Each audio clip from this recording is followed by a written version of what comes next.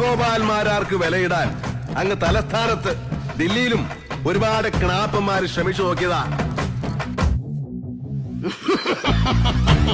നാസിക്കിലെ reserve ബാങ്കിന്റെ നോട്ടടിക്കുന്ന പ്രസുണ്ടല്ലോ, കമ്മട്ടം, അതെടുത്തുകൊണ്ട് വന്ന് തുലാഭാരം തൂക്കിയാലും മാരാരിരിക്കുന്ന തട്ട് താണു തന്നെ ഇരിക്കും.